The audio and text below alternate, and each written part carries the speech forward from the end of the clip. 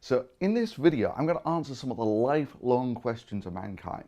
Like, what exactly is the infrared? And can you really tell the aliens by some weird arse tattoo?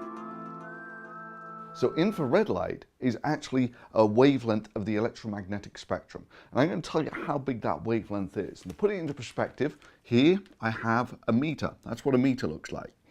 And this perspex, as you can see, is really quite transparent to the visible light. Not quite so transparent to the infrared. Now you might think that's true of all plastics, but some plastics which are actually really quite transparent to the visible light are actually also quite transparent in the infrared, while other plastics which are very thin and transparent in the visible are actually very non-transparent in the infrared. And one of the most beautiful examples of all is the black bin liner, which, as you can see, is remarkably non-transparent in the visible, but is actually quite transparent in the infrared. Okay, fascinating. So that's what a meter looks like. Why is that relevant?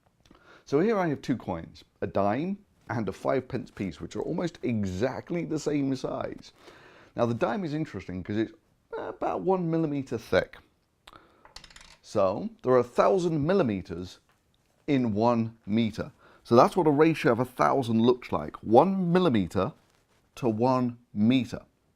So what would you get if you took 1 millimeter and went another factor of 1,000 down on the millimeter? Well, it turns out there are 1,000 microns in 1 millimeter. So that would get you down to the length scale of microns. So you'll recall some of the previous experiments that I've done with putting light through a diffraction grating, that you get a blue end of the spectrum and a red end of the spectrum. So what I've got here is diffraction grating. So that's just showing you the entire solar spectrum. It's an effect very similar to looking through a prism.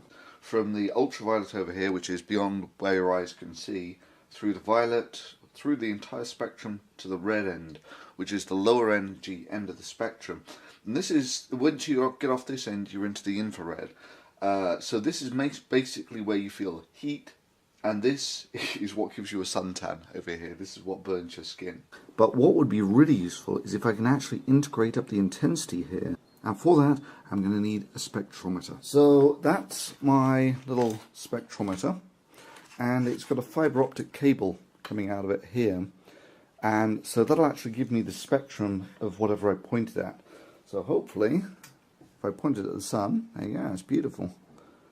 You actually see what the solar spectrum looks like. So there you go, that's what the solar spectrum looks like. And that there at the red end of the spectrum is a wavelength of about 1 micron, which is 1,000 nanometers, or 1 millionth of a meter. So if I zoom out to the size of a dime again, then you're at the wavelength of millimeters.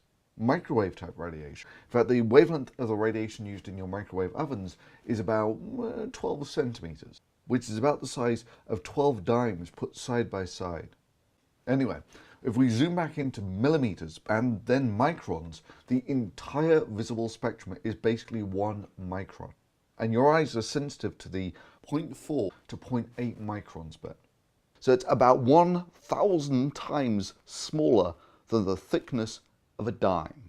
So the entire visible spectrum goes from about 0.4 to 0.8 microns, whereas what the thermal camera is sensitive to is about 1 micron to 14 microns. Now it turns out all digital cameras like this are actually black and white cameras. Even the color cameras are black and white cameras. The color cameras, they have 3 sensors, one red, green, blue, or some similar mix like that.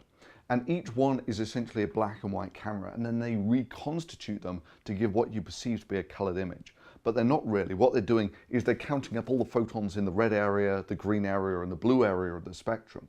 Well, what a thermal camera does is it counts up all the photons in the 1 to 14 micron range, and that converts that into an image. Now you'll recall that when I pointed the spectrometer at the sun, you got this weird sort of bell-shaped curve, slightly lopsided, which is called a Boltzmann curve. And the shape of that curve is dependent on the temperature of the object. And this is an assumption that thermal cameras make, is that means that you can tell by the number of photons that you're getting in the infrared region how hot an object is. And that's what all the pixels on the thermal camera are doing. They're essentially counting up photons and actually converting that into an effective temperature. So what you'll find is if you get something that's cold, it doesn't put out many photons in the infrared area of the spectrum and it appears cold. And if you get something that's relatively warm, it puts out quite a lot of infrared photons and it appears hot. So if I take something that is cold and put it against something that's hot, you will find that rather than actually being a signature that the aliens are among us, it's actually just a rather cool thermal tattoo.